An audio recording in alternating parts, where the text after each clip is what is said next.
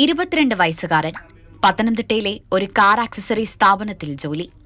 കടയുടമയുടെ സ്കൂട്ടറിലെത്തിയാണ് ഇയാൾ വയോധികയ്ക്ക് കുത്തിവയ്പ്പെടുത്തത്. ആദ്യം ലഭിച്ച CCTV ദൃശ്യങ്ങളിൽ യുവാവ് സ്കൂട്ടറിൽ സഞ്ചരിക്കുന്നതായാണ് കാണപ്പെട്ടത്. ഉടമയുടെ വിലാസവും നമ്പരും മോട്ടോർ വാഹന വകുപ്പ് രേഖകളിൽ നിന്നും കിട്ടി. അങ്ങനെയാണ് പ്രതിയിലേക്ക് പോലീസ് എത്തിച്ചേർന്നത്.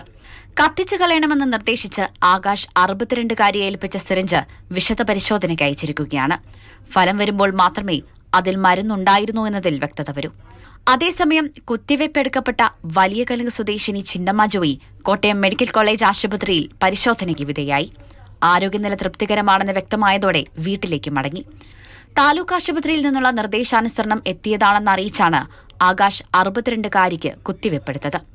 വിദേശത്തുള്ള മകൾ വിളിച്ചപ്പോൾ ഇവർ ഈ വിവരം പങ്കുവച്ചു. മകൾ ആശങ്ക അറിയിച്ചതോടെ 62-കാരി പോലീസിൽ പരാതി നൽകുകയായിരുന്നു. മാതൃഭൂമി ന്യൂസ്, പത്തനംതിട്ട.